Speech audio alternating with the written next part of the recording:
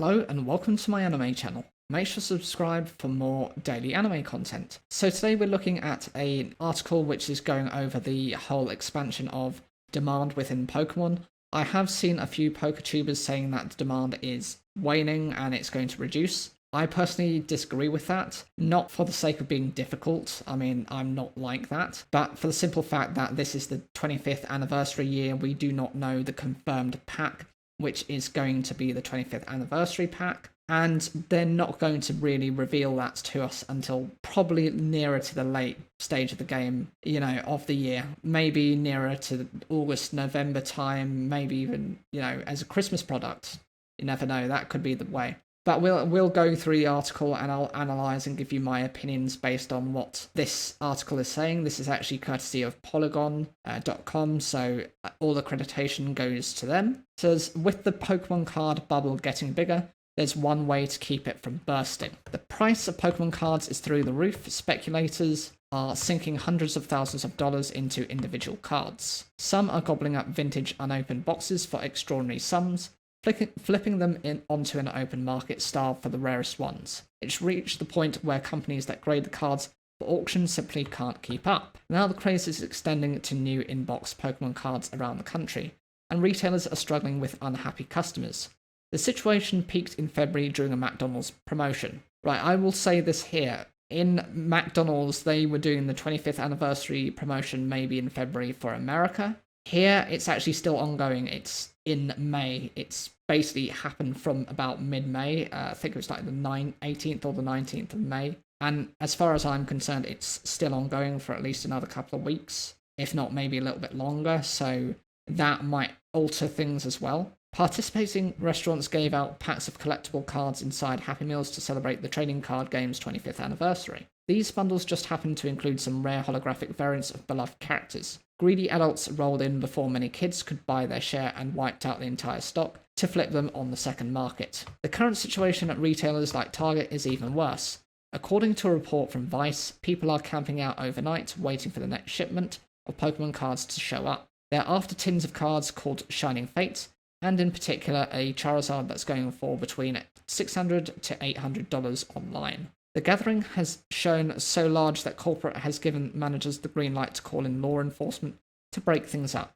What we're seeing here happening with Pokemon cards in real time is the formation of a bubble. Just like what happened with tech stocks in the 1990s, housing in the early 2000s, and with Beanie Babies way back when I was in high school. Of course, bubbles big and small burst all the time. The higher they go, however, the more people get hurt in the collapse. Yeah, I can understand that. If you're investing thousands of pounds into this, I would suggest you kind of prioritize certain things. If you're okay with spending that and it's not affecting your life, then fine. But the second it starts impacting on your ability to finance your bills, deal with any immediate situations you've got, then I would suggest talking to some relevant people, maybe to your family, just so you don't kind of get overhyped and then end up in debt and with loan sharks coming after you. It's a situation that Magic the Gathering publisher Wizards of the Coast knows all too well, and one that was expertly documented by NPR's Planet Money, who traced the history of Magic from an economist's perspective way back in 2015. Back when Magic first came out, one of the novelties was in how it was sold, in blind packs full of random cards, just like baseball cards. Wizards wanted fans to buy a bunch of packs in order to find that one card they were looking for. But what the company didn't expect was a secondary market to form for buying and selling those rare cards at wildly inflated prices. A bubble formed almost immediately after the game launched, and the startup company needed all hands on deck to fight its way out of it. Right, I can understand that because they have control over their retail prices. They can kind of force the stockists, so the businesses that supply these and take on those cards, from bumping them up in price. But they cannot stop by law anyone on the secondary market. We have what's called like a free market. We're allowed to, provided it meets legal requirements, be able to do as we want. Even I think within UK law, you've got something where people are allowed to make bad decisions when purchasing things, provided they are not missold them or things have happened which have caused that issue to occur. As far as they were concerned, if it's your own personal loss, that's your own personal loss, unless you were tricked into it, basically. It says the solution: print as many cards as possible to bring down the price of the most rare types. Wizards then expanded its game with different sets of cards over time. That's how the original collectible card game transitioned from a Tickle Me Elmo style fad into a franchise nearly 30 years old, with multiple new sets of cards released every few months. So, long story short, the Pokemon Company has its work cut out for it. It says it's working to address shortages. We're aware that some trainers are experiencing difficulties purchasing certain Pokemon trading card game products due to very high demand and global shipping constraints impacting availability. The company told Polygon in a statement, "We understand that this can be disappointing for fans and appreciate their patience as we are actively working to find more of the impacted Pokemon TCG products as quickly as possible and at maximum capacity. Reprinted products are expected to be available at retailers as soon as possible, and more information can be found at Pokemon Support." But this isn't 1994 when Wizards was doing battle with its own bubble.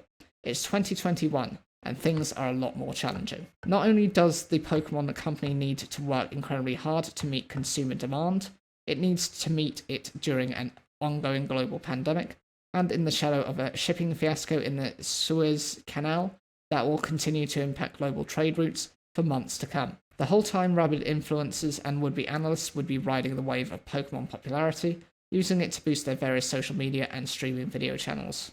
And they will gleefully pile on if the bubble does burst. That's why the Pokemon Company is being so careful with its words right now. "We'd like to thank the community for their continued support of the Pokemon TCG," concludes the statement given to Polygon, "and understanding as we work towards increasing supply where it is within our control to mitigate future inconveniences." So again, they're doing the best they can. Obviously with COVID, it means that they've got fewer members of staff. They can't have everyone do everything because if people are ill, or maybe the transport's being problematic, or people can't deliver as much, or you've got various other issues, that means that the supply chain is damaged in some way. It's not the most important thing. I mean, the supply chain of food is always going to be kind of up there versus anything else. But for card collectors in general, this is a massive concern. I would advise not kind of going in with the hype. If you can get a couple of booster boxes that you want to keep for yourself, that's fine.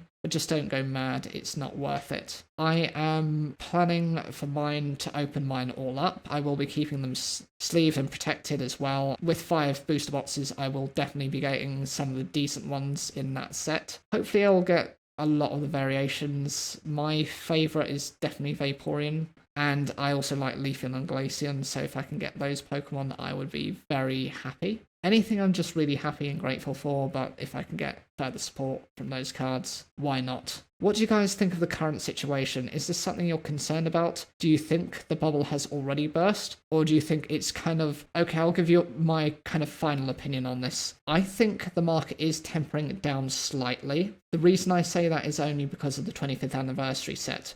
People are kind of saving and squirreling their money away for that. The second it's announced that something is the 25th anniversary set, people will go nuts.